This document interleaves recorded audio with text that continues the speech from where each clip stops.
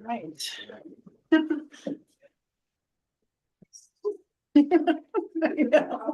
Okay.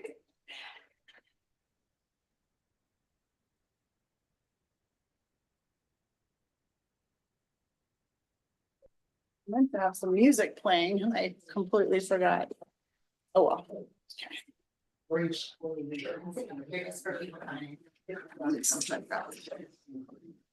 Yeah.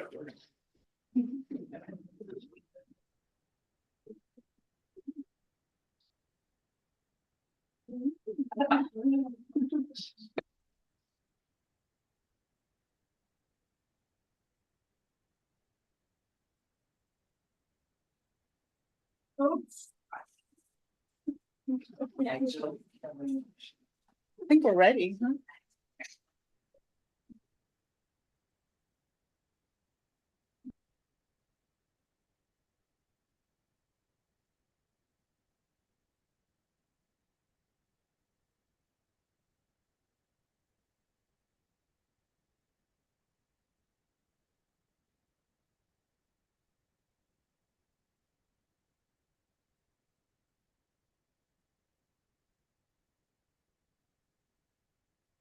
All right. So I want to just begin by welcoming everybody here. My name is Wendy. I want to greet you with what we say in the Uhuru movement, Uhuru. Say Uhuru. Thank you, pretty good. Uhuru means freedom in Swahili. Yeah, like I said, my name is Wendy and I am an organizer with the Uhuru Solidarity Movement. We work under the leadership of the African People's Socialist Party to organize for white people's reparations to the African community. We are so excited to be hosting Chairwoman Penny Hess here today from the African People's Solidarity Committee on the 25th anniversary of overturning the culture of violence. So let's just give a little warm welcome. All right. And I first want to just salute the African People's Socialist Party and Chairman Omali Yeshitela, Deputy Chair Ona Zanea Yeshitela, and the entire Central Committee of the African People's Socialist Party, carrying on the legacy of Marcus Garvey, of Malcolm X. We salute, who just had his birthday yesterday. Government murdered him as part of the counterinsurgency COINTELPRO program that militarily defeated the Black Revolution of the 60s. The African People's Socialist Party has made it a point to complete the Black Revolution of the 60s. And we are so excited to, host this event. We are live streaming it. And we, understand that this is a colonial mode of production, a system that functions as a colonial system, colonial capitalist system, that the US was founded on slavery, the enslavement of African people, and the genocide of the indigenous people. And we are here to say colonialism must go, that we salute the courageous Palestinian people, let's say Free Palestine, who are bearing the brunt of US genocide right now. And that we understand that the way forward is for people to join the anti-colonial struggle. And as a white person, I'm very honored to have been able to meet the Uhuru Solidarity Movement some years ago, and really changed my perspective on how this system was created. And just, it's been an honor to be a part of a movement that's led by the African working class. We have a lot to share with you tonight. We'll just get into it. Chairwoman Penny Hess has been working under the leadership of the African People's Socialist Party for just about 50 years. And we really salute her. And we know that the perspective of African internationalism, that's the AI that I want to support, is spreading throughout the globe. You know, you see people like Ibrahim Traore in Burkina Faso, you see the Western Sahel states talking about Africa for Africans. Those resources do not belong to France, do not belong to the US, do not belong to Europe, you know. And we see, we see settler colonialism right here that, you know, we're just 100 years away from what is now happening, you know, with the US funded settler colony of Israel, you know, and the slaughter that's going on. There's blood on this land, you know, that built this system. And we are enthusiastic, you know, we want to face the horrors of history together.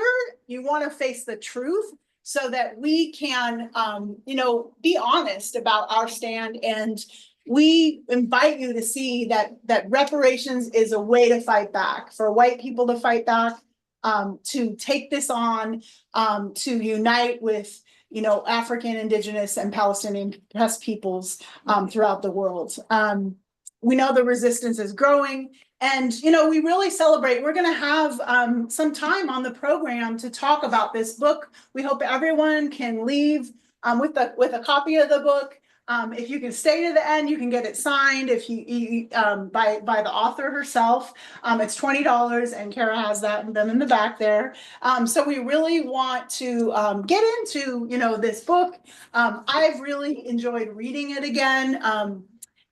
You know, it's been a little while, and it's a deep history that we're gonna get into. So Penny Hess is also one of the Uhuru Three, and so a lot of you here might know, some of you out there might not know that the government attacked the organization, and we're going to see a video about what happened.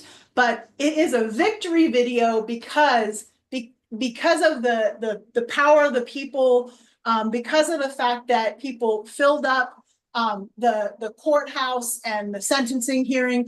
The Biden administration, the DOJ, the FBI could not successfully fabricate go through with the fabricated charges that Chairman Amalia Shatella, Chairwoman Penny Hess, and Chair Jesse Neville, who leads the Uhuru Solidarity Movement, they could not go along, you know, keep the lie.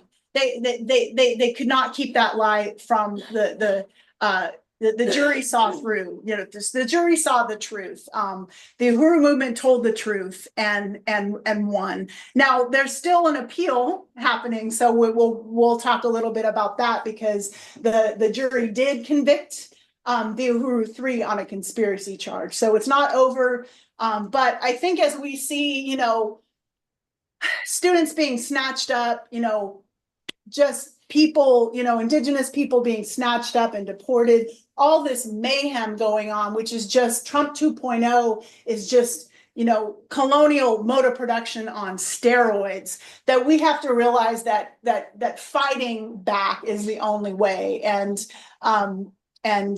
you know, so I hope that you can, you know, learn more if you don't know already about the Uhuru Three, but we're going to go ahead and play the victory video.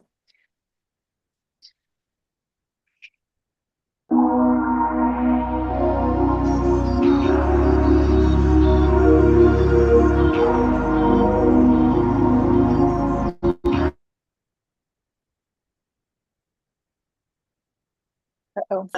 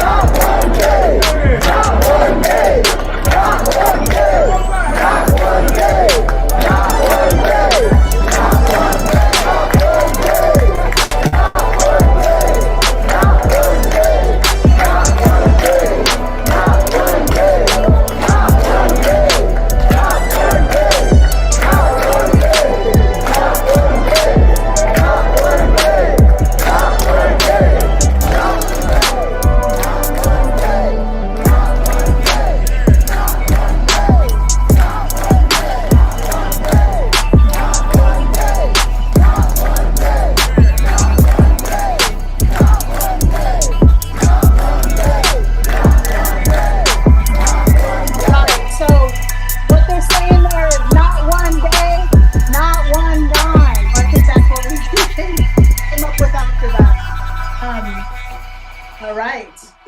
So I don't know if that you could feel that energy, but I had the honor of being there when the Uhuru 3 came out of the courthouse, and it was truly an electrifying experience.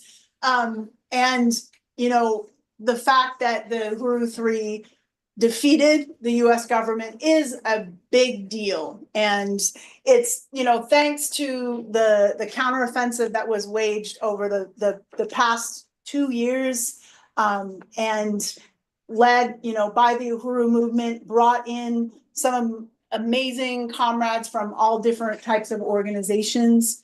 And yeah, you know, salute to the Uhuru 3. Uhuru. So yeah. Go ahead and clap. And you know, I really want to thank our dear comrade Opium Sabah for being here, and bring him up. He is actually part of the Leonard Peltier support committee, because Leonard Peltier is free, and that's a major victory. Of course, Indigenous people aren't free yet, but the power of the people, you know, forced that situation so that Leonard Peltier is no longer in prison. But I do know that he is facing some serious challenges because of being medically neglected in prison. So I want to welcome up our friend Opium Sabah to give a statement. Thank you so much for being here.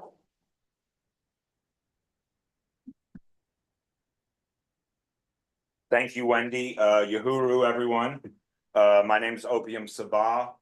I am a Bay Area activist, international hip hop artist and producer, based out of the SF Bay Area.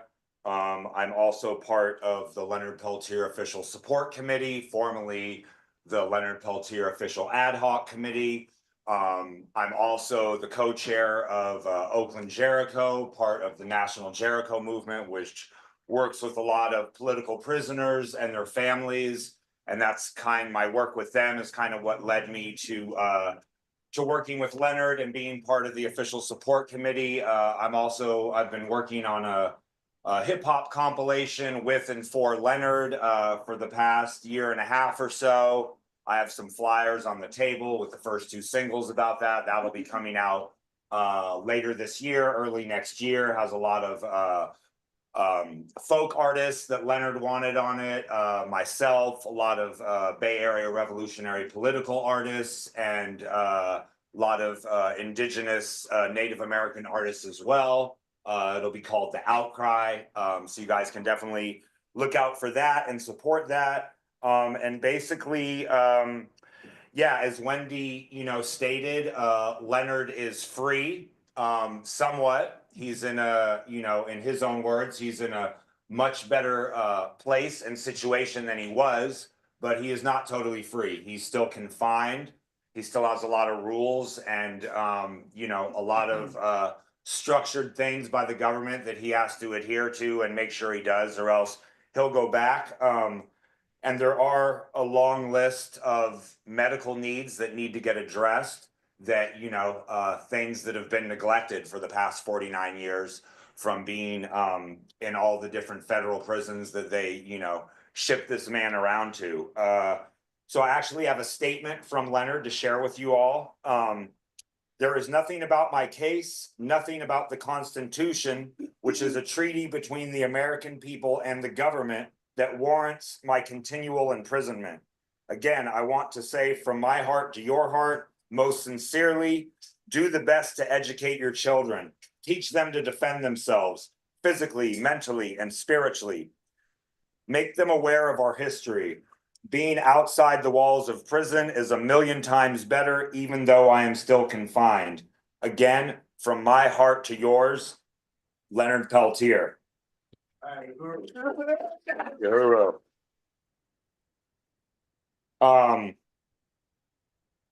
And so we, the official Leonard Peltier Support Committee, we released a statement pretty recently just about the urgentness of supporting his medical needs And I'm just going to read a little bit of that to you guys.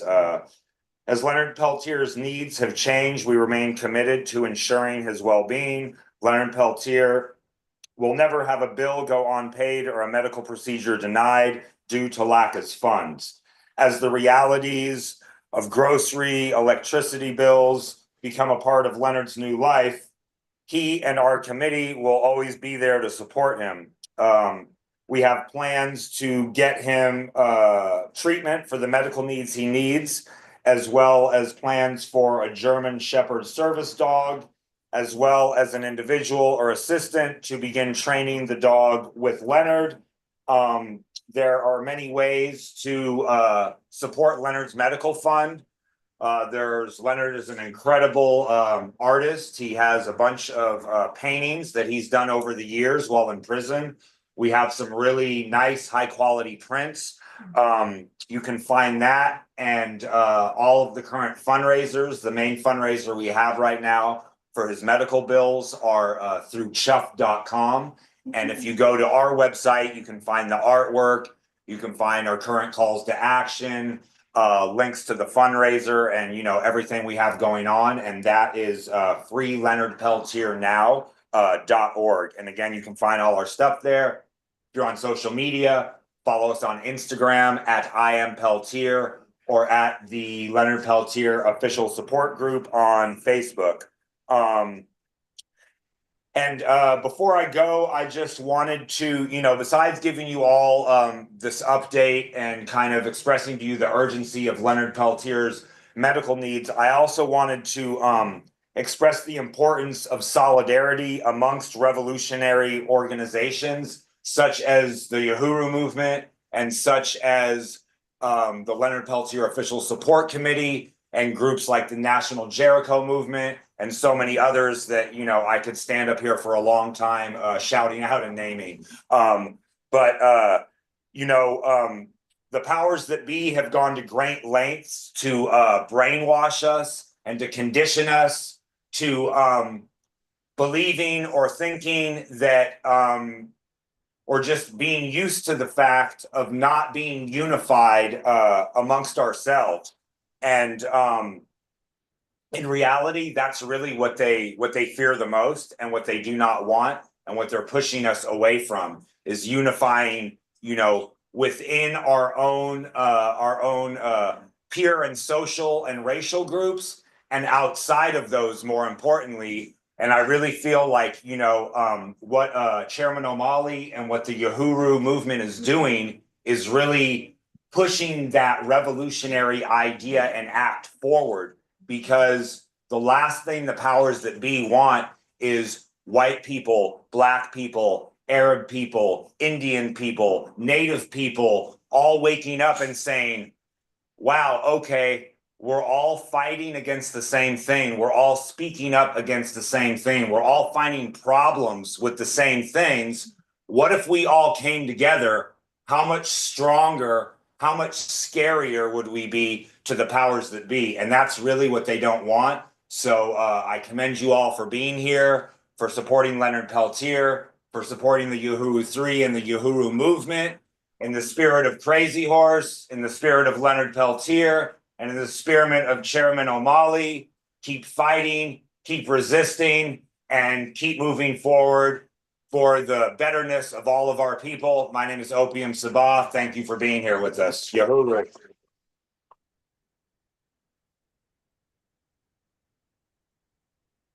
Thank you so much. And I really encourage people to check out the CDs and the information that Opium referred to, the fundraising, the paintings that Leonard Peltier painted all throughout his incarceration and are just are stunning. And you definitely want to support in that way and get yourself some paintings and support him and his new life outside of the walls of the US torture chamber. One housekeeping thing that is a little tiny bit awkward. The restroom is actually back there, so please don't be shy. Just come around this way. Watch out for the cords and make your way to the bathroom if you need to. So next we have on the agenda, we're going to show a clip. It's about 6 minutes of Chairman Amalia Shatella, who is the founder of the Uhuru Movement and the chair of the African People's Socialist Party. And this is actually a clip. I think we need the monitor on. Yeah, this is a clip from the National Convention of the Uhuru Solidarity Movement. And there are a few inside jokes in there, which we can explain later. But I think the point being is that this is a very unique setup, and I believe the correct setup, you know, to have white people, and we'll talk more about how SNCC kicked out the white people in the civil rights movement from their organization and said, go organize in the white community in the belly of the beast. Well, that didn't really happen until the African People's Solidarity Committee and the Uhuru Solidarity Movement was created. So take it away, Chairman. But the thing is that just in terms of maintaining unity with the struggle of African people in this country, that was the problem that we were dealing with all the time. When we created the African People's Solidarity Committee, we ran into, again, the history that African people and the African movement in general had with the white left. And there was a tremendous suspicions of this relationship by Africans about us and the white people, and the white people are probably running everything, and the white people this and the white people that, because that's how it was, all subjective determinations about what relationships were about. So that was an aspect of it. But the critical thing that I was just going to mention is that the white left and how it responded to the creation of the African People's Solidarity Committee, and how the feminist movement strongly came out in opposition, saying that somehow that APSC was white lesbians working under the leadership of black men. These were progressive white women who were making this kind of line. And then we had one of the most radical left movement, communist movement. In this instance, well, I'm not going to, but come out and say things like that it won't work because white people will not work against their own interests. And that was based on the fact that we were saying that the white people who came into the movement would be working under the leadership of the African working class. And somehow these communists concluded that white people working under the leadership of the African working class was working against your own interests. This kind of garbage that and by the way, I just want to say that during the era of the trials that we've just come through, and during while we were in court and while we were having rallies in St. Petersburg, Florida, it's worth noting that one of the proponents of that line, that statement, that position, joined Hands Off Uhuru, and I think made a $500 contribution the last time I had looked. So, but that was the stance then, and I'm saying that I guess as a prelude to saying, look at us now. Yeah. And the fact is that we were the outliers. We were the strange ones, this relationship that we have. We were the weirdos, etc. And we built a powerful movement, and perhaps the most significant movement that you can find in this country, and one of the most significant movements you will find in the world. And that's the significance of what we're doing now, solidarity with black power. Because solidarity with black power has come to mean more than what they were distorted as meaning in terms of white lesbians working under the leadership of black men, Jesse.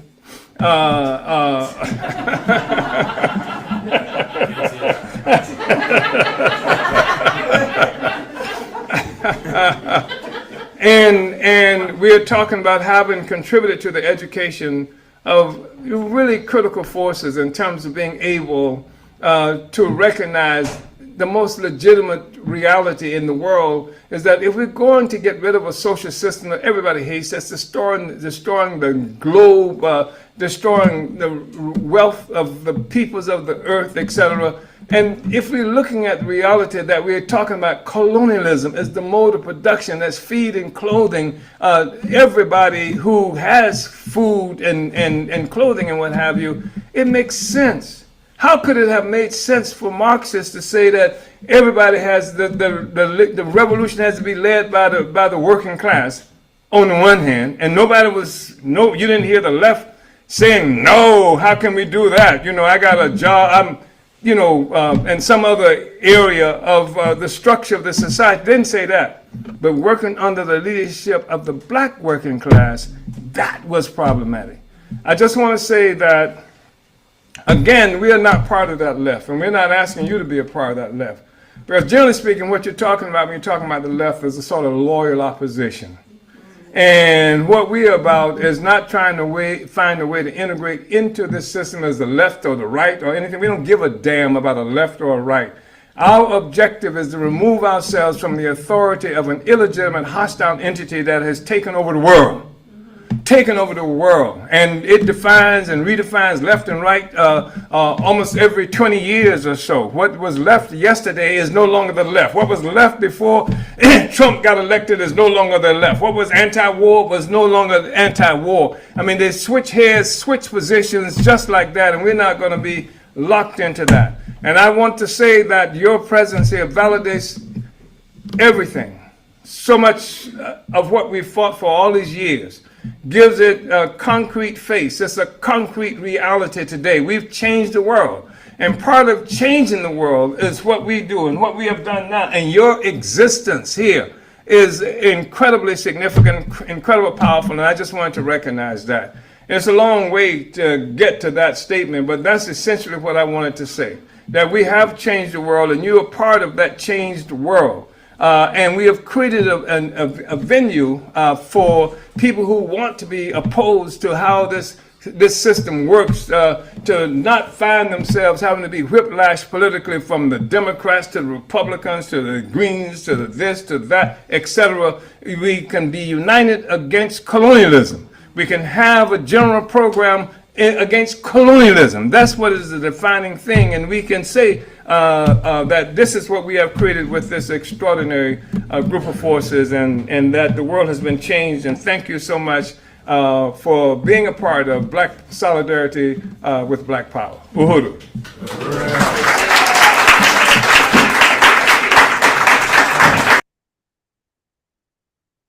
All right, thank you. Yes, please. Salute to Chairman Omali Yeshitela. And I think that the joke really was that was the best slander that they could come up with, that the Uhur movement was white lesbians working under the leadership of Black men. But anyways, I think, this principle, it's a principled relationship, because we exist in the white world in a bubble. And I even just was hearing of this series, I guess on NPR, I was switching around when I was commuting, and it talked about the wealth in the white community. There's African people in this country have 15% of the wealth of white families.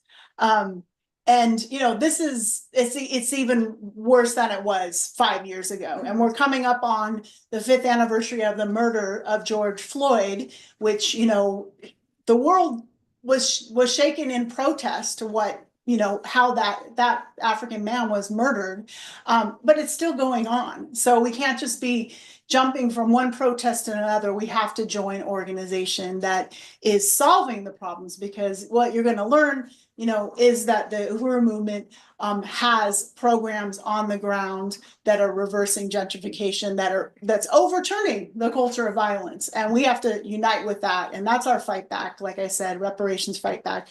So next, it's my honor and pleasure to introduce Penny Hess. I've known her for 33 years now. Wow.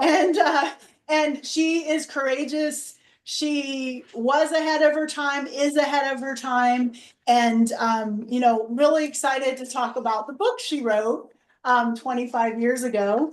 And so she's going to present, and then we're going to have some Q&A.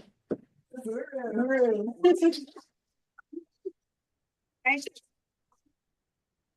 Well, first of all, Wendy, thank you so much for such a great overview and opening. I really appreciate that. And I want to salute Comrade Opium Sabah, and I want to say that one of the very first organizations to join Hands Off Uhuru was the Leonard Peltier Ad Hoc Committee. And I want to salute you. That's how we got to know you, Comrade Opium, out here. And I want to salute Comrade Jennifer Jones, the lead lawyer for Leonard, and who has just been such a dynamic and important force in the Hands Off Uhuru struggle, and Comrade Paulette, and so many others. So it has been a really an honor to be able to work with the Leonard Peltier Ad Hoc Committee, and to see that he is not free, but he is out of prison. And that is an incredible victory that Leonard Peltier, this government, this colonial government, kept Leonard Peltier in prison for 50 years. When I joined the African People's Solidarity Committee in 1976 was when Leonard Peltier was on trial, and the next year he was put in prison. And it is outrageous. It is outrageous. And that this is a victory for Indigenous people. This is their land. This is the struggle for their freedom.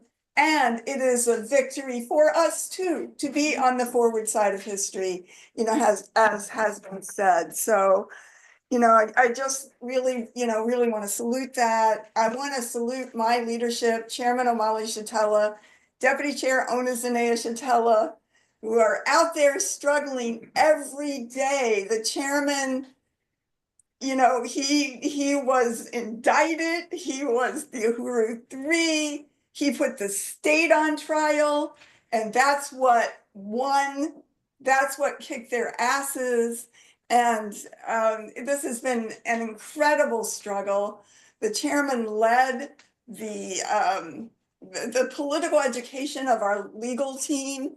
You know, in the 1960s, there were so many cases, political cases, the Panther 21, and Afeni Shakur was in prison, and she led her own defense. And it was a very exciting time in that way, but this is not that period.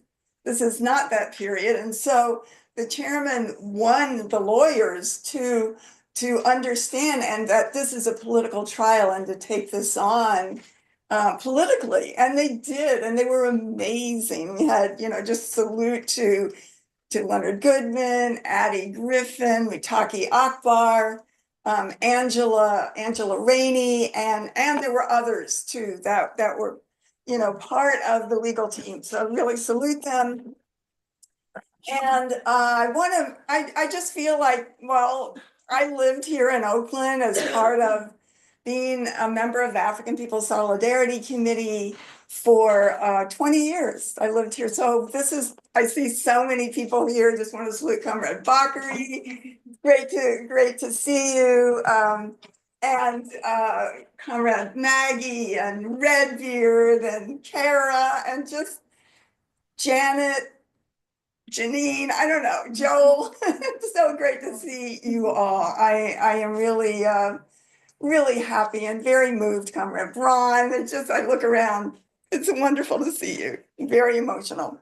So I want to say, first of all, I thought that I really appreciate, by the way, Moise Odom, who is the chair of the Hands Off Uhuru Fight Back Coalition, and also the Secretary General of the African People's Socialist Party, did that amazing video, which I really think gives such a great sense of the whole support for Hands Off Uhuru, that so many, you know, hundreds of organizations and thousands of individuals were officially part of the coalition and the fight back. And many, many people came to the August 31st rally and to the trial. I mean, people still, it's such a blur to me in a certain way, but so many people are like, oh yeah, I was there at the trial. And it, you know, it's just very moving and very, very powerful that that so many people came out for Chairman Omali Yeshitela and the Uhuru movement and the Uhuru Three. So that is very exciting to see. I really appreciate the chairman's presentation that he gave there, and it just says it all of what, you know, this relationship of APSC under the leadership of the African People's Socialist Party formed as I said, in 1976 with the mandate, as the chairman says, to go behind enemy lines, to be the voice of Black power in white face, to take the message of African liberation to our own community as our responsibility. And Comrade Wendy talked about how in the 1960s, in fact, in 1966, the struggle within the Student Nonviolent Coordinating Committee, they wrote this paper from the Atlanta Project, and it was called the Vine City Paper, in which basically they articulated in writing the demand for Black power. So leaving behind the civil rights movement of the earlier 1950s and early 1960s and saying that no, this is not a struggle for civil rights, but a struggle for power in the hands of the African community led by the African working class. And in that paper, they evicted members of the Student Nonviolent Coordinating Committee that was called SNCC and said, go back to your own community and organize there, which of course, white people didn't do that, you know, just, you know, went back and found the anti-war movement, but jumped over the African struggle inside the borders of the United States and around the world in order to get to other issues and questions. And so it was up to 10 years later in 1976 that Chairman Omali Yeshitela formed the African People's Solidarity Committee. I just, yeah, and so as a member, as an early member of the African People's Solidarity Committee, I joined in 1976. I've been a member ever since. The chairman said, well, it's your responsibility to go to the white community. And he said, you know, basically say what he was talking about to white people. I needed to do that, and we needed to do that. And that was daunting. Like, what? You know, that, no, you know, kind of, there was a lot of resistance to that. But ultimately, you know, we did take that on. We did have to do that. And we can see clearly that that was our that was our responsibility. And so this book, Overturning the Culture of Violence, is based on presentations that I had made over the years about different subjects. And one of the things, and I really agree with what Comrade Opium was saying, we have to be together, but we have to be together in a principled way. Because what we say is that our unity is under the leadership of the African and colonized peoples. And that's how we can be together. Because otherwise, white people will tend to try to lead it, to try to steer it in the interests of the white community, which is very, very, very different. And so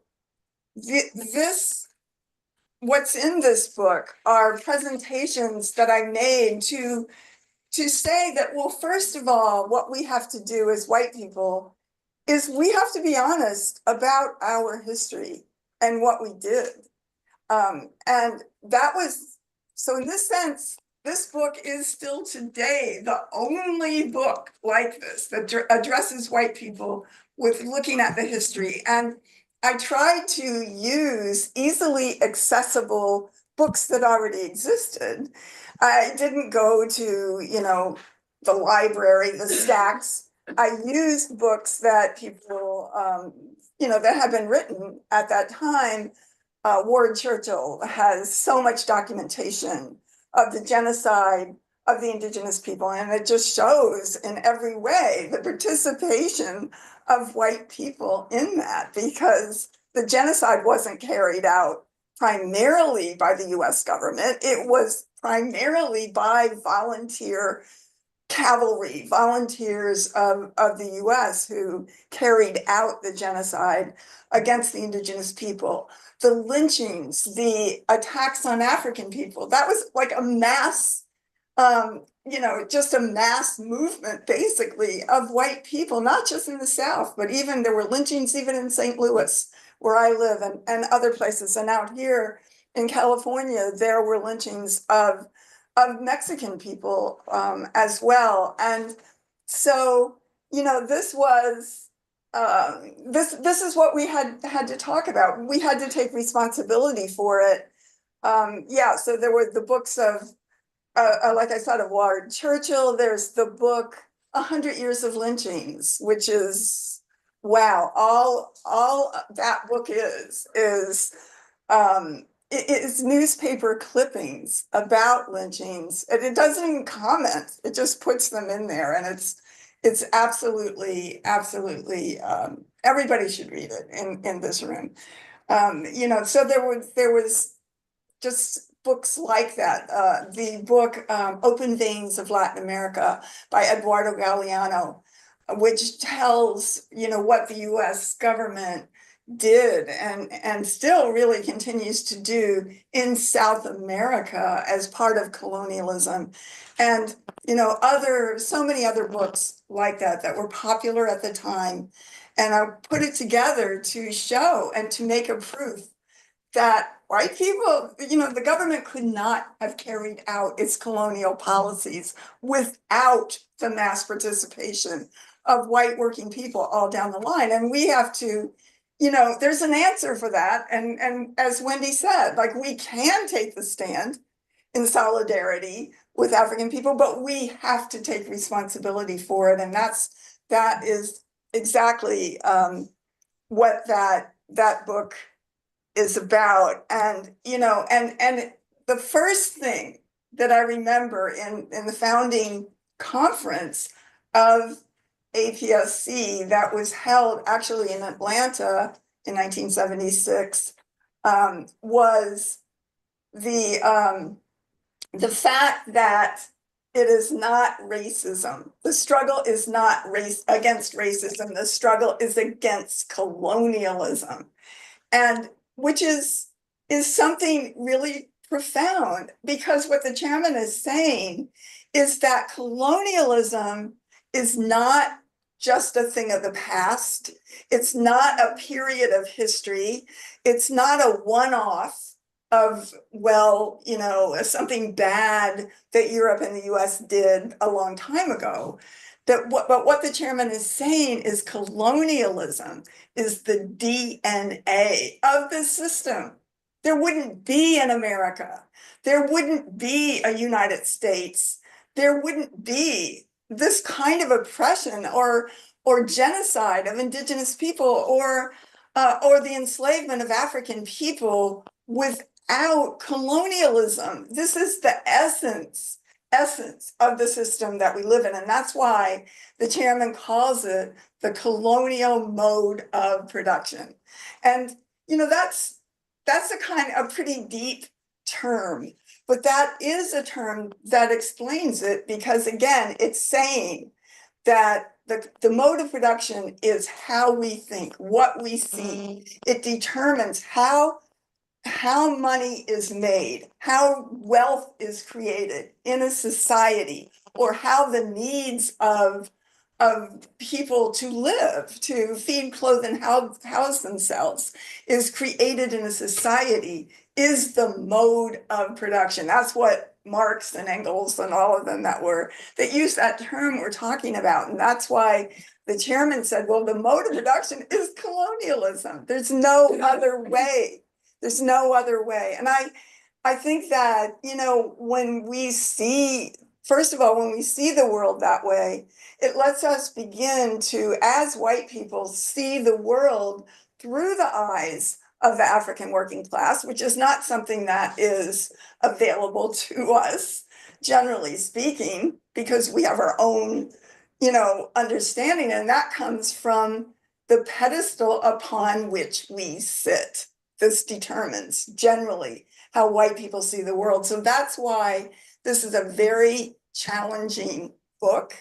It's something that all along the way, I tried to, as I said, document every single instance that's in here of an atrocity that was committed, whether it was mass lynchings, whether it was the burning of just all of it's very deep to hear all of the atrocities that white people have perpetrated. But then it's always been, well, we go home and when we go to church and we love our family and we're good to them, but this is completely accepted that we can, as white people, go into the African community and take for granted that historically white people have had the power of life and death over African people. So,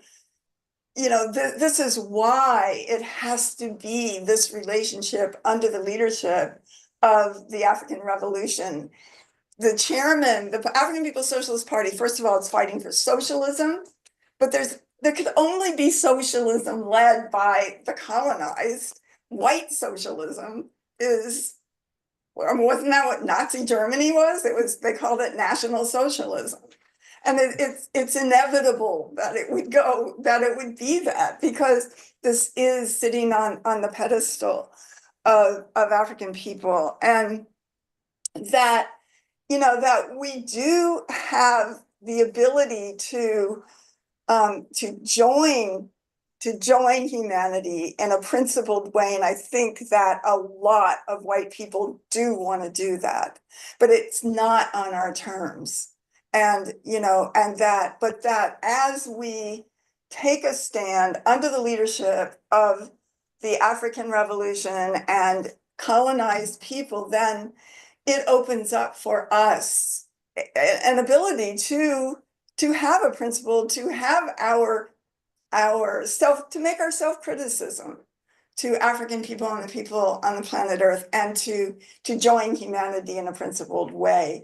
And this is what the whole concept and understanding of reparations, because the African People's Socialist Party has always seen reparations as a revolutionary demand, not about money. And Chairman Omali Yeshitela popularized the concept of reparations. In 1979 and 1980, the chairman, when I came into the movement, the first political report that the chairman, which I think is called The New Beginning, in it, there's a whole section on reparations. And the chairman said, it is not popular. Nobody knows about it. It's in the hands of the academics at that time, that demand, even though it had been raised by Marcus Garvey and others, but it had not, by this time in the late 70s, it was not a popular, well-known thing. So the chairman had a goal. He said his goal is to make the term reparations a household word. And he formed and held the first tribunal on reparations to African people in Brooklyn, New York in 1982.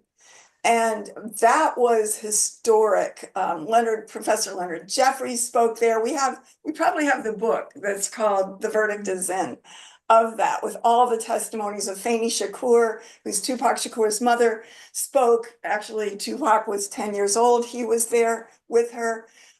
Just so many professors, but also activists from the African community, from every walk of life, testified there. It was a historic event. And the party held 12 more tribunals over the next decade and a half or so, using the same thing. And the party used the International Convention on the Prevention of Genocide, the Genocide Convention, and human rights conventions, which stated, which I think Malcolm X had referred to, that if a demand against colonialism is not heard by the state power, then the people can bring it, the oppressed people can bring it to the world court. And so this is what the chairman was doing.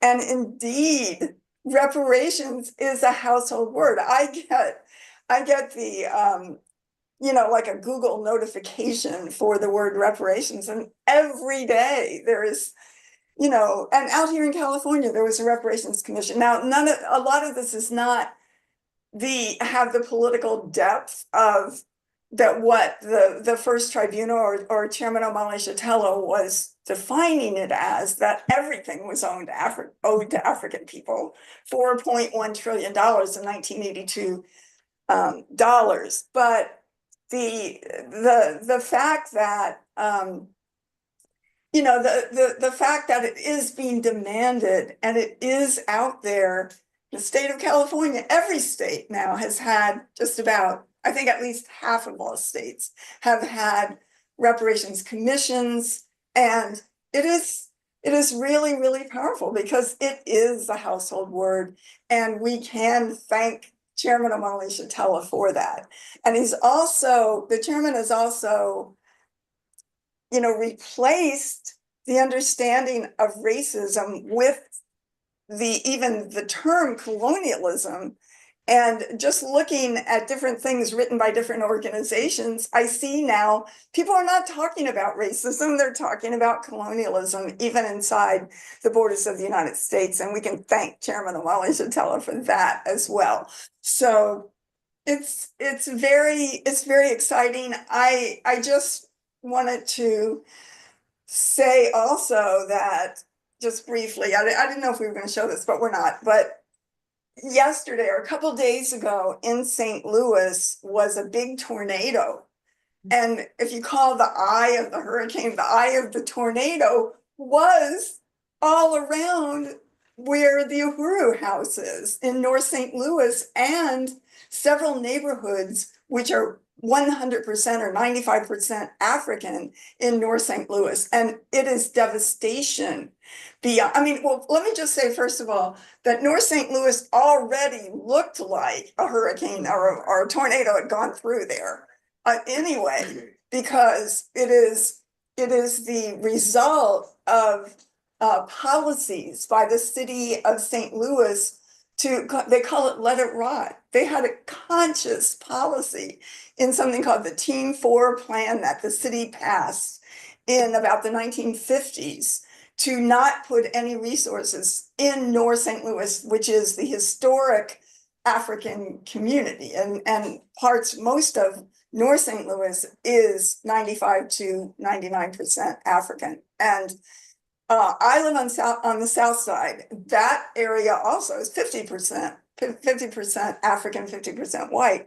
But North St. Louis is the African working class known, and it's very proud, very resilient, very brilliant community that once had created the Homer G. Phillips Hospital, which was the most important African run hospital and a teaching hospital for African doctors, in one of the most important ones in the United States at the time.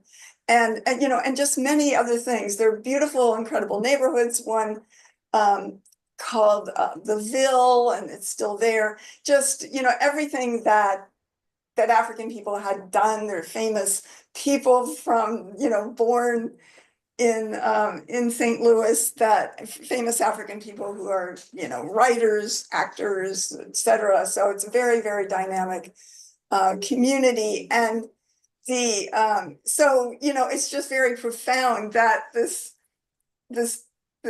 I keep calling it a hurricane, but it's a tornado, came to North St. Louis right there. in a community that did not and does not have the infrastructure to be able to deal with it. If it had been in the white community, it would have been totally different in terms of how. And there were photographs. If I had the ability to show you, you know, on my phone, some of the photographs that you know, that people had, you know, have of their houses, and they had no place else to go. So some people were still in a house with like one whole wall missing, etc. And what the African People's Socialist Party and the Uhuru Movement is doing is giving out water. They've gotten a lot of water donated, food. You know, they've created stands and booths where they're selling Uhuru foods very reasonably, or maybe giving it away. They had got people to bring chainsaws, so you know there were trees uprooted everywhere. You couldn't even drive around. So they've cut all these trees down or cut them up. They got coolers. They created a charging station. Something like 100,000 homes have no electricity, maybe coming on today, some coming on maybe tomorrow morning. So people haven't had electricity. They haven't, you know, just the status and the stand of the city. There was an article in the Post-Dispatch today about how the city, because the city does have a siren system. So when there's going to be a tornado, supposed to be a tornado warning, you can hear these, it's really loud and you can hear it everywhere. But they forgot to push the button, they said, to sign, to put on the sirens. They forgot this. So this happened. There were no sirens. This is why so many people were killed. People were still in their cars, and trees fell on their cars and crushed them. And it all was preventable, but the stand of the city, and so far the city has not done anything to try to alleviate or help this. But what the party is doing, the African People's Socialist Party and the Uhuru Movement, is really bringing together the community, and from what the chairman is saying, everybody is coming out and working together, and you know, it's really powerful. So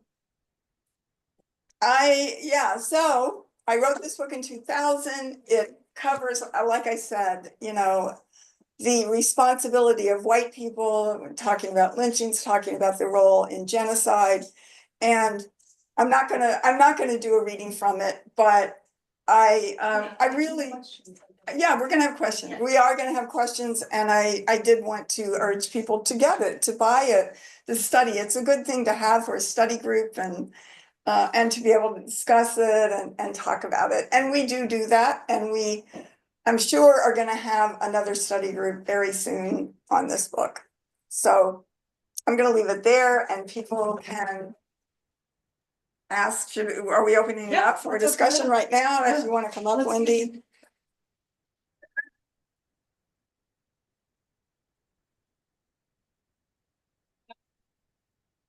You so much, Penny. Yeah, get the book.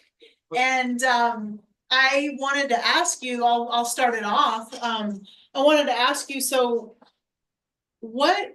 how did you meet the party? Like, what was your life like before you met the party? You know, and just like, how did this all happen? Because, you know, the book is informed by all your work with the party, but I just want to kind of go back, because the book actually talks about this, but I wanted to just hear you say a little bit about, you know, life before you met the party and then when you met. Well, yeah, I wasn't politically active at all, even though so much was going on, of course, in the 1960s. I was married, actually. My husband was actually in the army, so we were in the 60, like 66, whatever. We were in Turkey, we were in Germany. And I would say that, first of all, being in Turkey was really opened my eyes in so many ways. That was something that really informed me about the rest of the world, in a sense, because in Turkey, Turkey had, for example, in Istanbul, there is the marketplace that has been there for 2,000 years. And I was just like, wow, I was like, there's something about history, about the longevity, about the whole, I don't know, just the longevity of human beings living here and struggling and all of the different things that had gone on, in Turkey as the center once the Byzantine Empire, and and so it had that architecture in the Hagia Sophia, beautiful, beautiful mosque. And I just read the whole history. It's the first time I really read about the history of the Middle East or anything. And I also felt that, we really separated, but like we never went on the army base or anything. We lived in a town, and I was really offended at the way that other people in the army talked about the people who lived there. These people who were incredible. And I don't know, it was just a really deep awakening in me. And I knew that I wanted to be on a different side. I did not want to be connected to the US Army or anything like that. And I wanted to be on the other side. I also had, before I joined this movement, I did live in Paris for 2 years. And I just sort of went there, and I got a job with this wealthy family. I was just telling people recently, this wealthy family that lived in it's like posh, beautiful, house kind of thing. Or it's like an apartment building, but you open these big wooden doors, and there's like a courtyard in there, and then other places. But as it turns out, that who lived in that house, or whatever you call it, that apartment or condos, were the Vietnamese who were who were coordinating the treaty to end the Vietnam War. Wow. I know. I knew there was a Vietnamese connection, but I didn't know they were in your apartment. Yes, they were. I mean, not that I knew them or anything, but I knew that they were there. And I think perhaps because they did live there, there were huge demonstrations in support of the victory of Vietnam, going up and down the street, the boulevard, the amazing boulevard that I lived on. And when I first met the chairman, when I first came to this movement, that was the first thing the chairman asked me I said, well, I was living in France, and Kay Fing was there. Omawali Kay Fing, the chairman's really good friend, who has passed away and unfortunately no longer with us. But the chairman goes, well, what do you think of the French Communist Party? And I was like, I don't know. I think they're great. And so the chairman was like, Kay Fing, and he's going, ha ha ha. They think, she thinks the French Communist Party is really great. And then he started to let me know how opportunist they were, and how they fought against, when the revolution in Algeria was rising up, the French Communist Party fought against it, and they only came around to supporting the struggle in Vietnam at the very end. They did not support it. That was a huge struggle. So I learned that as well. Kind of like the people today who are against fascism but not against colonialism, right? A little bit like that. A little bit like that. The same white left, the same, the same thing. So I had another question, and then I want to open it up. So this book was written 25 years ago, and I was wondering what if you could add some if you were gonna rewrite it or add some chapters that like bring it up to date, or what would you say? Well, first of all, I just wanted to say that the thing that strikes me is that everything that is a contradiction and a struggle today was a struggle then. Palestine was raging, there was 6-day war, there was, all of the things that was going on. They had the thing called the Land Day. All of that struggle was going on. And I was trying to remember the year, and I kind of looked it up in the Spear archives. I couldn't remember exactly when it was, but in maybe the middle 80s, the chairman was asked to speak at and I don't remember what exactly, the Nakba, what exactly was the issue right then, but it was about 1985, 1986 maybe.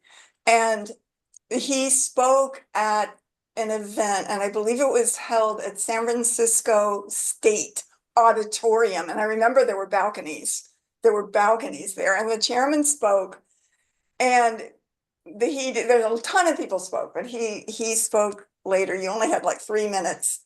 So he gets up on the stage, and it's a majority, it's Arab people from all around the state of California. And he said, they call the revolutionaries, the Palestinians, terrorists. Well, I am proud to be among the terrorists, like this. And the whole room started, they were clapping, the people united will never be defeated. He couldn't even speak anymore. And finally he got to speak. And when he came off the stage, various Palestinians went on their knees and kissed his hand. I mean, it was like the unity, just what it meant for the African Revolution to express their unity with the Palestinian struggle. And that was then, and that, that's still going on. And, the same with, the wars, and I don't know, it's just very much this, it's still the same. It's a continuum of the same struggles that are there in the same position. Yeah, that has to be there. I mean, the book is still so relevant. Yeah, exactly. Yeah. It's totally relevant. Okay, so I want to turn it to you, see if people have questions. Maybe you read the book, maybe you haven't yet, but let's see what questions you might have for Penny. Or from YouTube or Facebook. Right, right there. Redbeard, Redbeard. Uhuru. Who are you? One of the first people that I met in the struggle to free Desi Woods. And that, could I just say something about that? Or are you going to say something about that? Because the campaigns the party was taking on there, the campaign to free Desi Woods for one, and that she was in prison for 22 years for killing a white man that tried to rape her. She killed him with his own gun. She fought with him for his own gun, but she was sentenced to 22 years in prison. And the party took that on.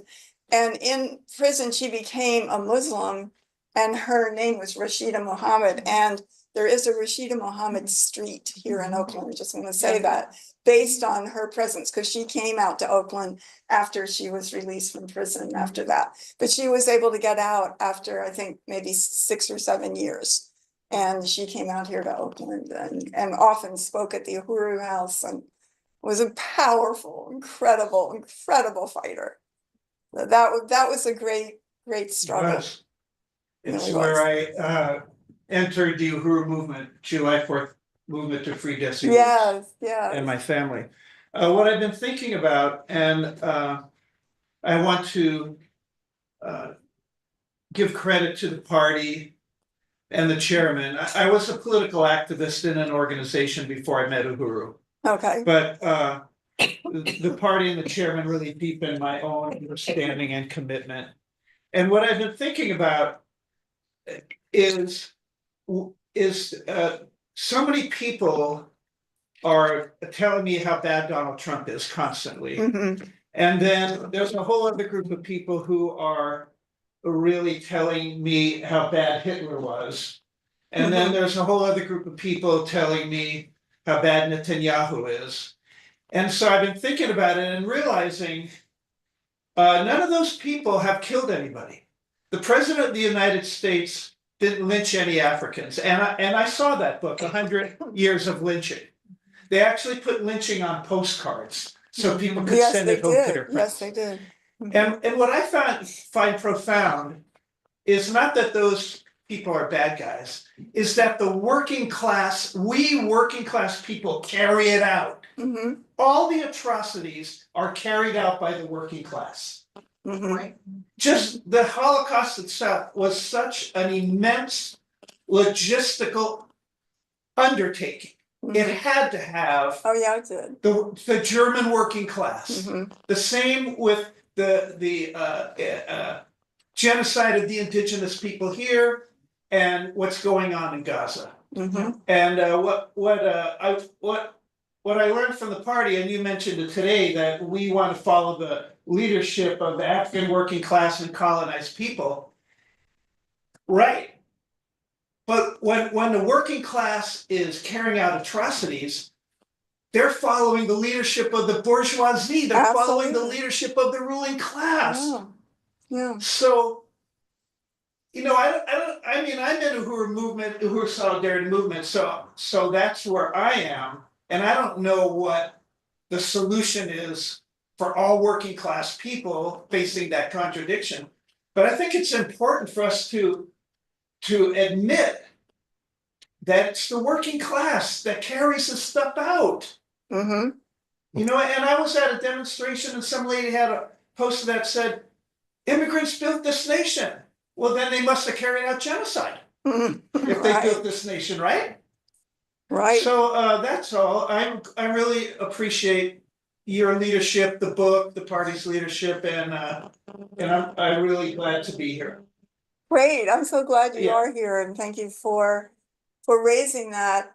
And I mean, well, one of the things that I think that the chairman says and has written about a little bit is that he kind of says the true working class is the African working class, and that there's a way that there isn't a white working class, it's the whole population.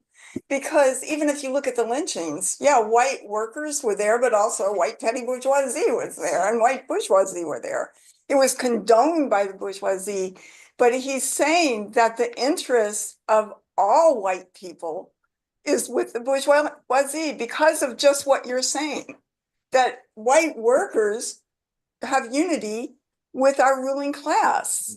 And that's why he's saying the true working class is the African working class, the colonized working class. That's what's making the struggle. And I think that, we can see that in Palestine. That's the working class out there on the front lines of that struggle, taking the brunt of it, but refuse to lay down, and fight. And I think that, yes, yeah, so I agree with you, but I also unite with what the chairman is saying, that all white people have a bourgeois allegiance to this. And sometimes when white working people are struggling, they're struggling to get more power in the system that exists. Our white women, could be struggling to sit at the table with white men to be colonizers. And that's why we even look at, white women played a huge role in lynchings, a huge role. What's the name of that book that talks about white women? They were her property. Yeah. Oh, yes, right. they were her property. Yes, really, really powerful Yeah. book. And I recommend that. Yes, Janet. Oh. Okay, so about the Palestinians, specifically Gaza. Right now, they're being starved Mhm. and slaughtered and ethnically cleansed, and it doesn't look very good. Mm-mm. So so I was thinking about not specifically Hitler, not even like personalized individuals, but Nazism, Zionism, Mhm. etc. During the Second World War, I don't know whether there were any peace negotiations between Hitler or that regime and whatever the Allies. Mhm. That's one of the things I've wondered about, and I haven't had time to research that. But these days, there are these peace negotiations, right? So-called ceasefire and all that. none of them have worked. Nobody, well, the West can't keep promises or Mhm. to agreements, they just don't, and it's like, it's all, like selling a product and whatever you can say to sell a product and to get one over on people. But in the meantime, there's this slaughter going on, and there's also been armed struggle. Mhm. And armed struggle by the colonized. which Right, is that's right. legally allowed through international law, the Mhm. Fourth Geneva Convention. That's right. Mhm. And Israel has no right to defend itself against the colonized. There's nothing in the law that says Mhm. that. But But so they don't need the I'm- law. They Yeah. make the law. and then you have Yemen and what Yemen is doing. Trying to uphold the Geneva Convention. Mhm. So I'm wondering what would you talk about the role of armed struggle?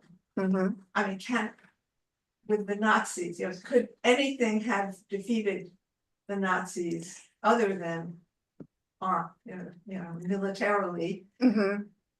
Um, Well, let me say this. I think the thing that the chairman and I've heard many other Africans raise is that it didn't start with not, when they say they came for me in the morning. No, they came for Africans in the morning. They had already murdered and slaughtered millions of African people. They had already slaughtered millions of indigenous people. That was the basis. In fact, Hitler read about what the US did to Africans and indigenous people to implement that in Germany. So against Jews in Germany. And I just wanted to say that because it wasn't the beginning of that. You can go back in history.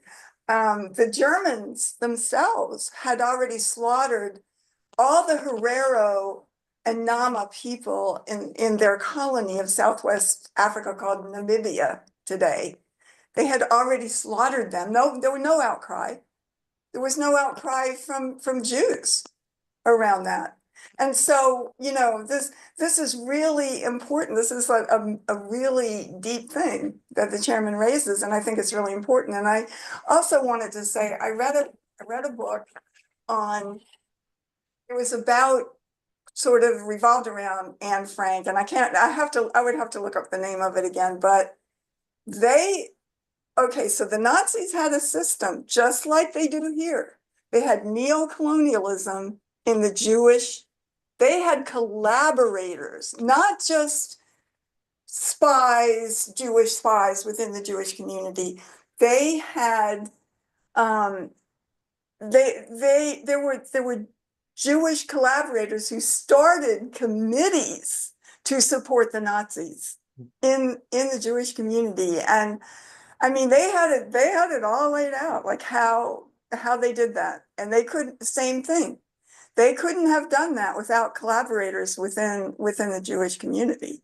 And they had them and they created them just like this government does, or the collaborators of African people, just like they did with South Vietnam and, those sellouts, and they always do that. And just like they're doing in, many places throughout the world, they did I'm that. asking, how can it be stopped? How can, genocide be stopped? Yeah, this particular one that's going on right now, and it's In not the only Palestine. one. Well, the thing is that I think I can't totally answer that because the system has to be overturned. That is the struggle, and the chairman is the only one that says that. But the thing is that the people of Palestine are fighting, they're struggling. They will not give up. And that is very, very clear. They've killed the Sinwar, they've killed them, they have another Sinwar. They just, it's like the more that they attack them, the more they raise up. But they're being starved. But they are. But the thing is that the thing that we have to do is that the struggle is of African people here, because if we can't, we can't stop that by stepping over African people here. And because we have contradictions here that we don't even want to look at. That's the thing that we have to say. And the African People's Socialist Party, like their position is, we are the Palestinians. We're the same people, you know, and it's the same struggle. And this system, the party is the only organization alive today that has the aspiration to liberate Africa and liberate this land. And there is no way imperialism could continue to stand without Africa and without, you know, the total unity of the Americas. And that's what we have to fight for. You know, we can't, that's the only way. That is the only way, because there has to be the fight led by the colonized for power, to change their lives, for national liberation. And it is hideous, and we have to, you know, but to me, the only way is to stand in solidarity with African and Indigenous people right here. Because, you know, if we would stop and put a Band-Aid on something while, I don't know, you know, it's just like, the US is still there. It's come back another way. It has to be overturned. It has to be wiped out. That has to be our goal. Redbeard. Well, our belief in the Uhuru movement is that colonialism is the primary contradiction. African people are colonized in this country. And so this country is sitting on the colonial mode of production. In terms of Gaza, the resistance will solve the problem in Gaza, the Palestinians. And if you look at enough YouTube videos or from Hindustan Times and Times of India, they're inflicting some serious defeats on the IDF and the Houthis as well. So they will stop the genocide there. Our responsibility as white citizens in the United States is to address the colonial contradiction right here. Thank you. And that's, I think, the basis of our organization. Thank you. Very well said. Thank you very much. So there's a spirited chat going on YouTube, Oh, and really? I'm trying to get the question. I'm not able to find the question. Oh, I right, wanted to so say, yeah. one other thing I So wanted to say happened, look for- and I wish, I'm so sorry, and maybe for another one, I'll bring the pictures, but Opium, we have pictures of the African People's Socialist Party at a rally in San Francisco for Leonard Peltier in about 1983 or something like that. And the speaker is Biko Lumumba, who passed away, but he was the father of Jainaba Lumumba, who is still very much alive and very dynamic. And it's very powerful. He's speaking at it. It's a big, you know, a lot of Indigenous people are there, and also Solidarity. And one of the Indigenous people that, I'll probably forget his name now, that we worked with, Sid Welch. Sid Welch was somebody that we worked with. Remember Bakary? Yeah, I think he's passed away now, but he was the rep from AIM that was in Oakland. So we do have a question from Gas Blasters on YouTube. Comrades in Oakland, when shall they hand their property to the Muwekma Ohlone tribe, as these people here occupy a colonial nation built on genocide? When shall they return to Europe and Africa? Okay, I don't understand the full question, but I think you get the gist of the first part. When are we gonna give our land back? Well, again, I mean, as the struggle deepens, that will happen. And most revolutions, if you look at revolutionary struggle around the world, begin with dual power, with liberated territory. And that's what the struggle of the Black Power Blueprint in North St. Louis is. That is liberated territory. And if you look at the 60s, that there were places in Harlem and other places where the police couldn't come in. The police could not come in there. The people ruled it, the people controlled it. So that happens in revolutionary struggle, and that's when Indigenous people, well, you know, and they just have been struggling around certain places in this country where they're taking the land Yeah. as well. So this, you know, it's happening, going on. right? It is Yeah. happening.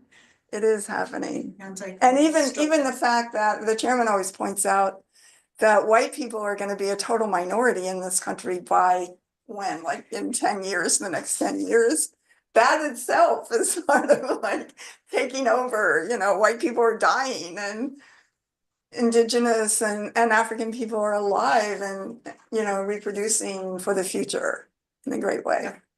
So, yeah, thank you for your question. And we'll have time for if there's any other questions in the room.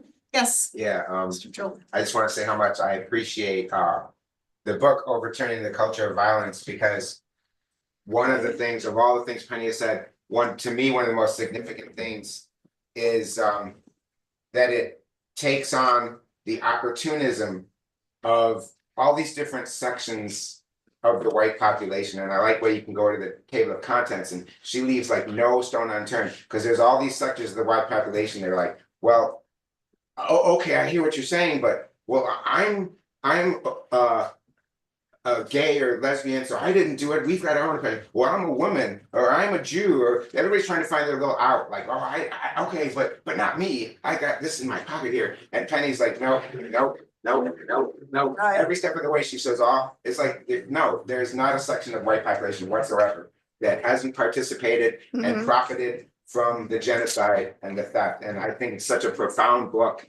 And it's so great to get it in people's hands. And it's a hard read, like you said, but it's really honest and you can't look away from this book. It's like, and it's the chairman's line. It's like, but putting out, you know, so that white people can see, okay, I got to accept what the party's saying, because there's no other politic that makes any sense, that really explains the world. Thank you for that. Yeah, I think that's right. You know, there's everybody, all white people have a relationship to it. And like you're saying, we always want to say, well, I didn't do it. I didn't do that. I've heard that so many times.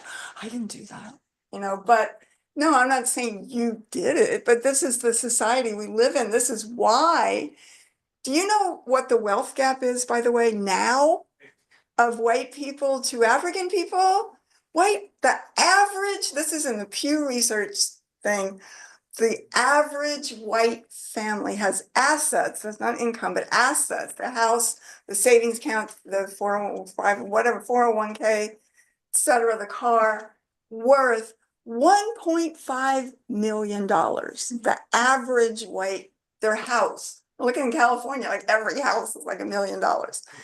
And you know, and whereas African people, the average assets is something like $250,000. So the difference is more than 1 million, you know, more than $1.2 million more that white people have access to. Even if your assets are all in your house, you still can get loans. You can send your kids to college. You can, you know, this thing called generational wealth that white people pass down. I read that there's something like $18 trillion in wills from the white community ready to be, you know, go to the next generation, you know. Yeah, and we're gonna talk about that, Yeah. something called the Reparations Legacy Project. Yes, where exactly. we want to talk to those white people, you know, who have access to that wealth and want to be a part of something positive for their future, and not just hoarding the wealth, you know, that's been created from slavery and genocide. So yeah, I think there is a lot of that. There are people, you know, I think there are white people who are like, this is blood money, you know, and they have the opportunity to donate as part of a stand of reparations from the white community to the work, and all of the resources that are donated to the Uhuru Movement as reparations goes to the programs and different kinds of, you know, building the dual and contending power and and so many different aspects of the work of the African People's Socialist Party. And by the way, did you see, you may not have noticed, but I mean, the work on the continent of Africa, and the young person who's over that is Tafari Magere.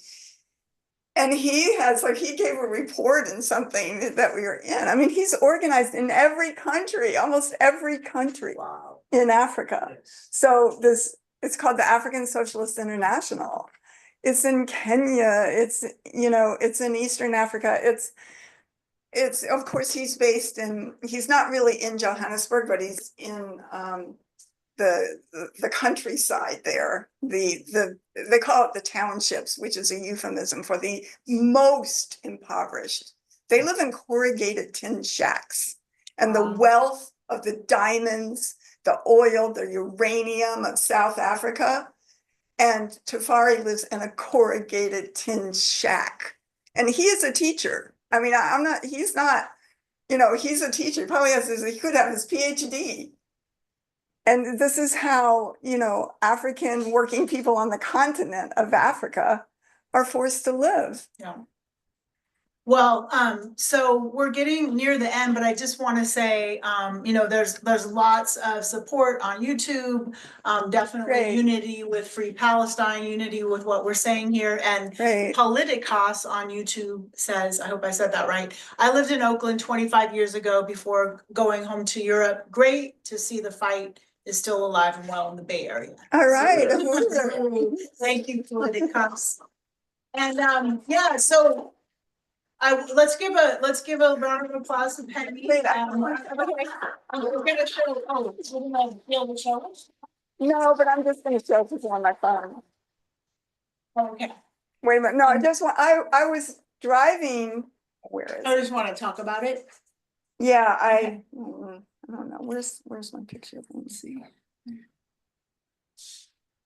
Okay. Oh yeah. So look, I don't know. I'm sorry this isn't on the screen, but I was driving. I was on MLK Street, and look, there's graffiti. That's Uhuru. I don't know who made pottery. That's something else, but that's really powerful. Yeah. Take a picture of it. It's like big. And Yeah. it's It's MLK and 30 something. MLK. MLK is sort of West Oakland-ish. Yeah. Right on. Get up there. Oh, they did. They're sharing it on the screen. Oh, okay. On YouTube and Facebook. Okay. All right, thank you. So buy the book. Yes, And yes. we are going to have a book signing. But first we have a few things to do, and I neglected to just put forward my comrades and the SFA organizing committee. That's a comrade Redbeard who spoke, Hera at the door.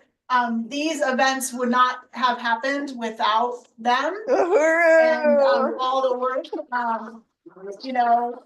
He, Janine, Ron, Maggie, Joel, all the people, Emmy, all the people that are here, and just want to appreciate you for playing a part in making these events happen. And let's just give Penny a round of applause. And thank you for writing the book, Penny. And get your book so you can get ready to get it signed pretty soon. Sorry. And it was great to see Ellen the other day. So now we're going to we're going to call for members of Uhuru Solidarity Movement. So we're calling you up, Redbeard, to share this pitch with me, and I think we need the screen on for that. So through this tour, we have a goal to raise $1,500. I know we're a small group in the room, but we're also on YouTube and Facebook. So we want to. I forgot. I wanted to put out the party student for the tornado. But Yeah, no, we have that in the announcements too. Okay. So there's plenty of ways to donate. This fundraising will go towards Uhuru Solidarity Movement, the work we do to host these types of events.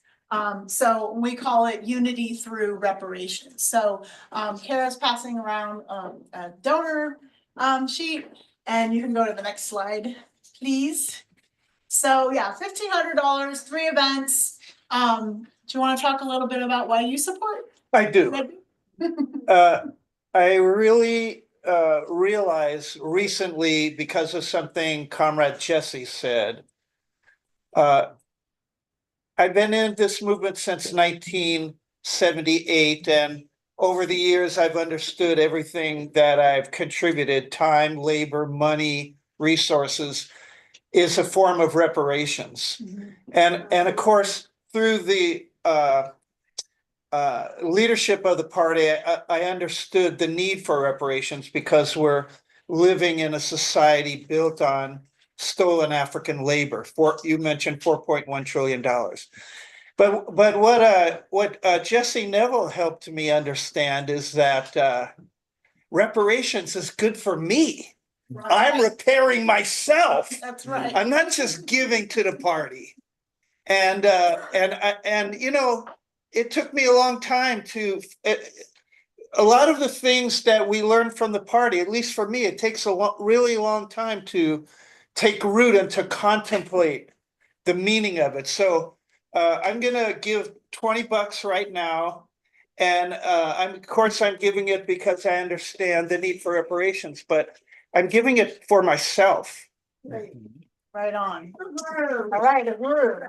All right, next slide, please. I love what you had to say, and I think that's the thing. Is like we come into this work. You know, we have come into this work, and I had the same experience of like understanding that I am doing it for myself. What do I want to do with my life, right? I don't want to be a parasite. I don't want to sit and watch people die, like murdered, you know, by the cops, you know, with the cops going free over and over and over again, right? I don't want to live on stolen land and seeing the indigenous people suffer, you know, on their own land and not have self-determination. I don't want to live with the fact that the US, you know, is funding a genocide. And so this is what you can be a part of. So we're calling on people to donate. You can go to pay reparations.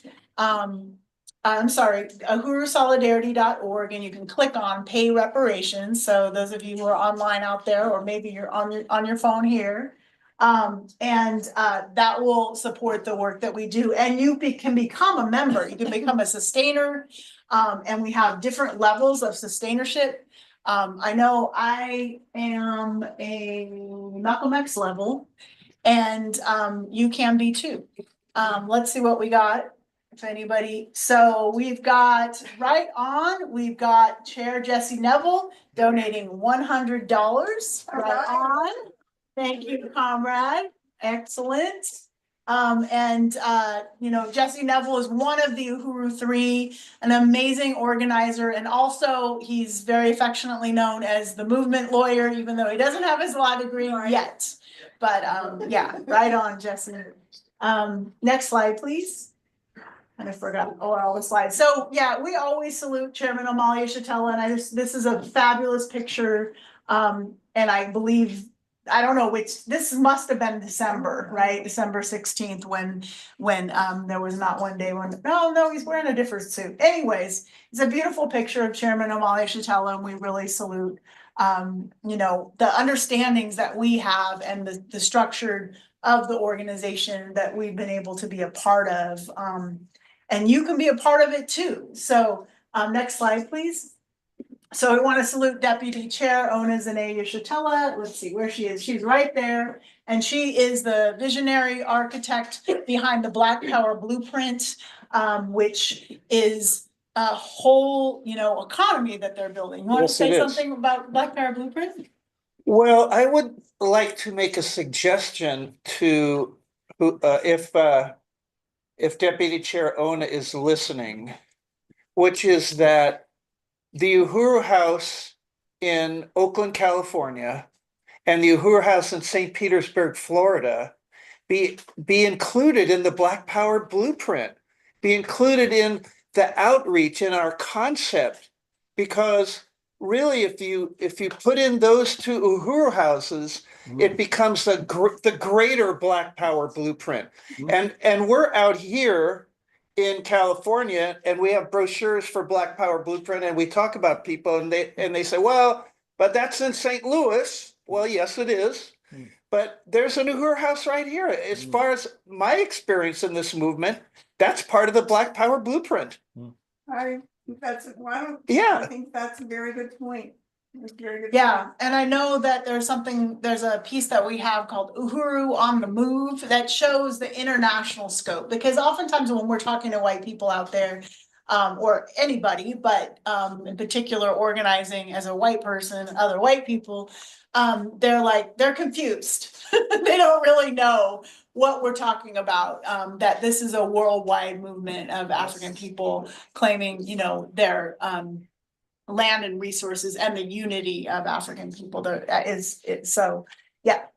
Next slide. So salute to Onozane, salute to Penny Hess, Chairwoman Penny Hess, and salute Chair Jesse Neville. So the Uhuru 3, that victory is profound. And if you want, need to learn more about it, you can always go to Hands Off Uhuru. There's tons of information. You can actually go to Burning Spear Uhuru on YouTube and watch a ton of videos and just kind of understand that whole counteroffensive that was waged these last couple of years that resulted in the victory and is gonna result in the appeal, right, going through. Well, yeah, So, the appeal. Do you wanna say something about that? It's supposed to be filed on June 16th now, Okay, but I mean, it'll be years before they, Yeah, it's gonna take a while. but I could Okay. just say something about, I forgot to say this. I don't know if they can hear you. I You didn't might know that was. have to come over here.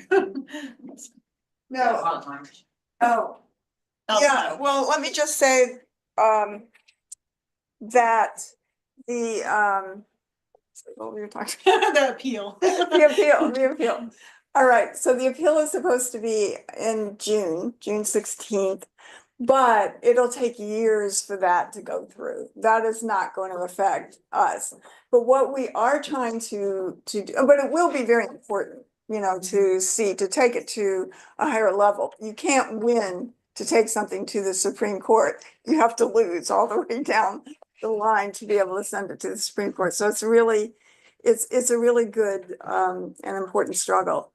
But right now we didn't get the fine. They wanted to give us a total of $500,000 fine each. They weren't able to do that. So they gave us no Not one time, not one time, no prison time. But we do have 300 hours of mandated probationary community service, which means it has to go through a nonprofit, So our goal right now, I have most of the three of us have each about 150. The chairman has almost 200 hours, so he's doing really Community good. service hours? Yes. Oh, okay, that he's done. Okay, Yes, awesome. so we're trying to get done this year, and then we would put into just that the judge should just drop this whole case. Wait. Your community service? No, not really. So I just Maybe want it to is, say I don't that Jesse Neville, Chair Jesse, is inviting people to match his $100, and I will match that. So I'm putting myself down and match that. Anybody else joining? Well, I want Jesse to say, I Neville? did put $100 into the fund for Oakland today. Okay, Just want to say that, awesome. and I put $10 in. Okay, awesome. Thank you so much. So. Yes. Opie and I are matching, so that's 200. Wow. Right look at you. on. That's awesome, Joel. Good to see you. Okay, so I think we're at 420 that I counted. So anybody else in the room? Yes, you've got the counts. I'd like to match the 100 also, and I'd like to announce some of the monies that we've already received. Okay, So we have $10 from Penny, Red Beer 20, Jesse 100, Emmy and her husband, I can change your name, Brian, $40. right on. Maggie is going to mail it in for $200. Wow. Wendy is 100. Thank you, Wendy. Joel and Poteet 200, and Kara me 100. Our friend Janine over here $20, and Ron I believe is 50. 60. 60. All right. Wow, wow, and I know, you're seeing on the screen, Black Star Industries here, so I just wanna, oh, we got Ally donated 40. So I'm having a little trouble keeping up here, I'm but getting I, it. We're You getting got it? Dangerously close. okay, so what have you got, Kara? Well, I got a tally. Okay. But you said Ally's 100? 40, 40. 40, okay. Just a minute here. okay. So, yeah, so just to talk about, you know, the program, so we're raising money here for the Uhuru Solidarity Movement to put on these events, but one of the things that we take out all the time is the Black Power Blueprint, Black Star Industries, what is happening in St. Louis to repair the damage, build an economy that's by and for the African community, and that's really what that is. So next slide, please. And these are just some of the programs that, you know, you support when you support Black Star Industries and Black Power Blueprint. You've got the One Africa, One Nation Farmers Market, which is really a way to generate, you know, all kinds of small businesses and support small businesses that are coming out and vending at those markets. We've got Burning Spear Media, which, have you guys checked out the Burning Spear Media Substack?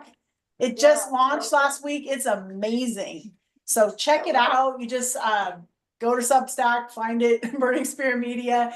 It's got really lively discussions, all stuff about, you know, culture. I know the last one was about Ibrahim Traore and also Rodney Hinton, you know, the man who took matters into his own hands when the cops murdered his son, you know, and we salute him because it's like African people, we salute their resistance, right? They can't just see their kids slaughtered and not doing anything. Black Power Blueprint, that is a whole series of entities along West Florissant,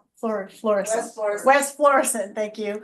In St. Louis, it's, you know, it's some of the programs have launched, some are in process of launching, but you've got an outdoor space, you've got the Uhuru House Community Center, you've got a basketball court, you've got the sites of multiple programs like the Women's Health Center, the African Independence Workforce Program for people coming out of prison to be trained. Uhuru Bakery Cafe just finally won a victory and got, you know, the renovation is happening, and I know that bakery is going to be opening sometime soon. We got Uhuru Planet Revolutionary Apparel and Decolonize Hair and Body. These are all different programs for self-determination. Yes, Karen.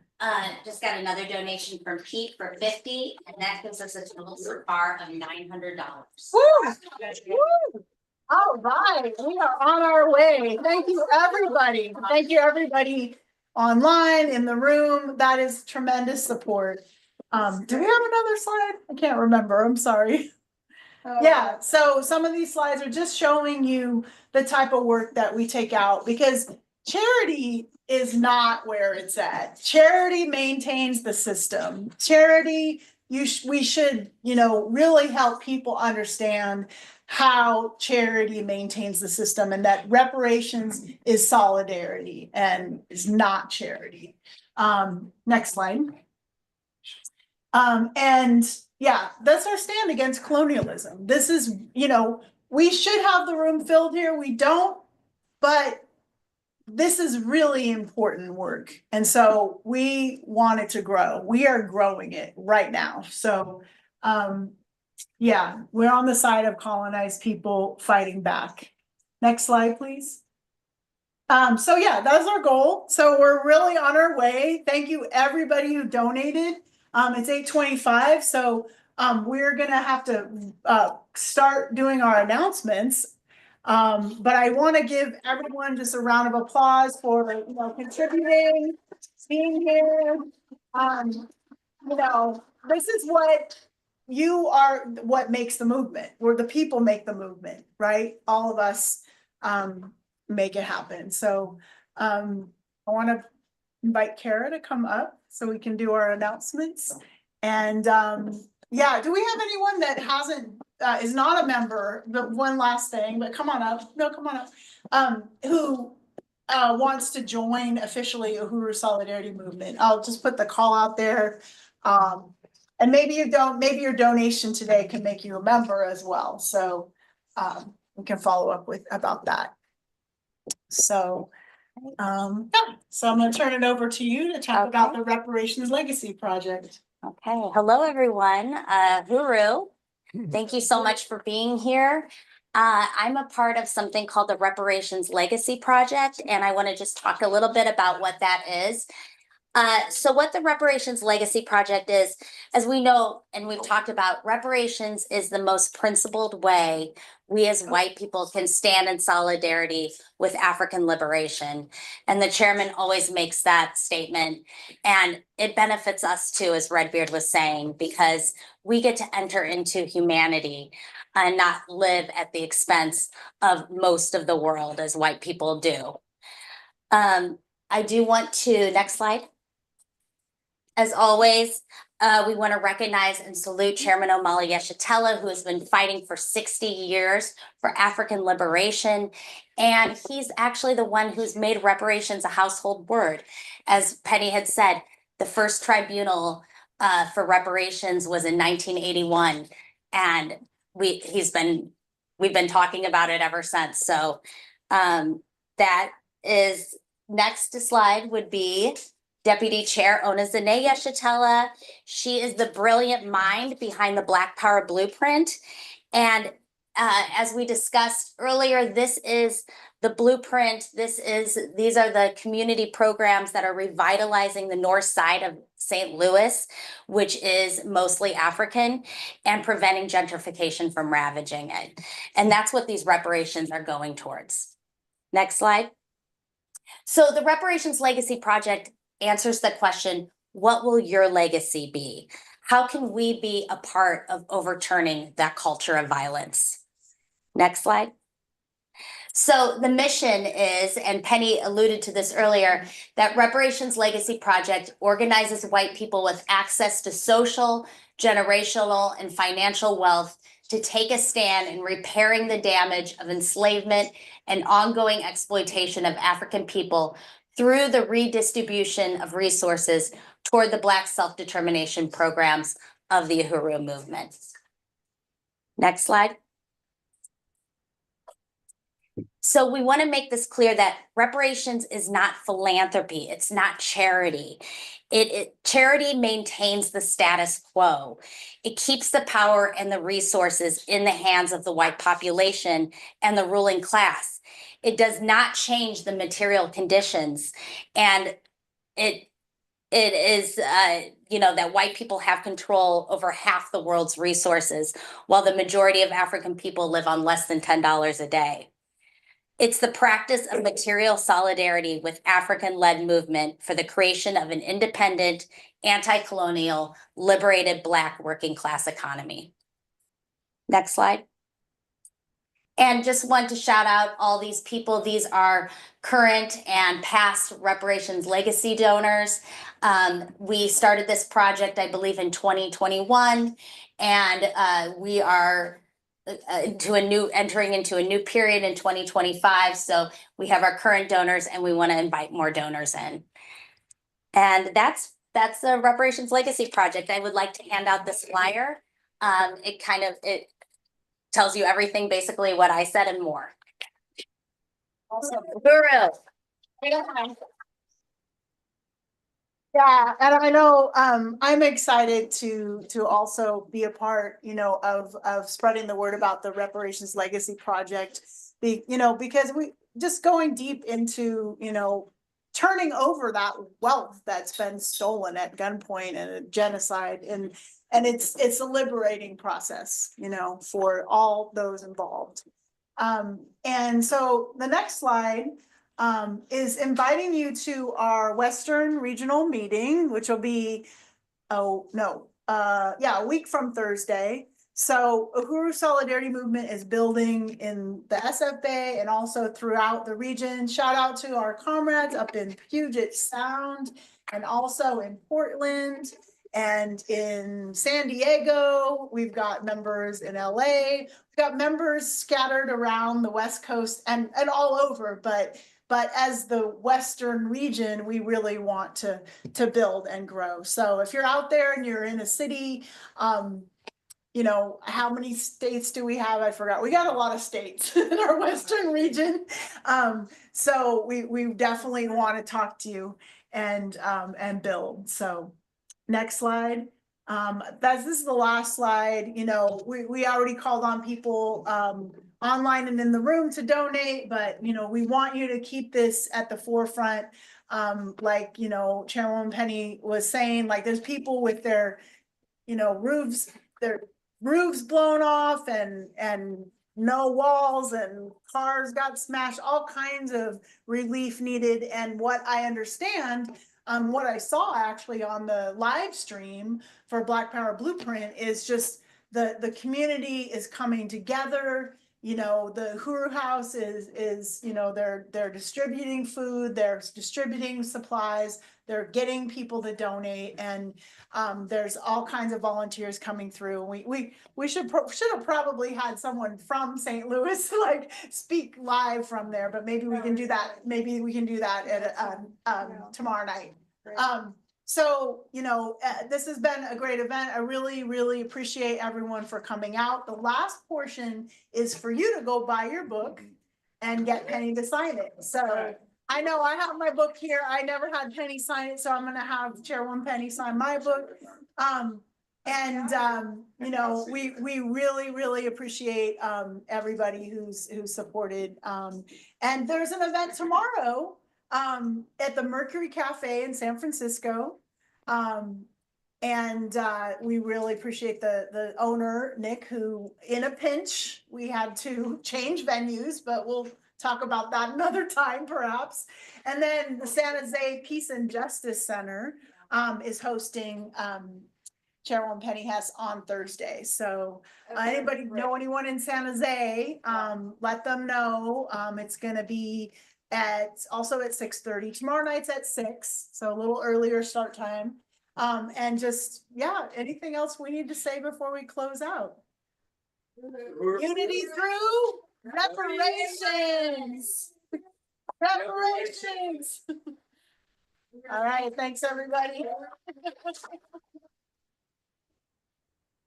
Right. Yep, go get your book. Oh, thanks. Thank you for all your. Yes, ma'am. No, you were here. I've been in this movement for almost 50 years and it's like a big chunk of who I am. And the longer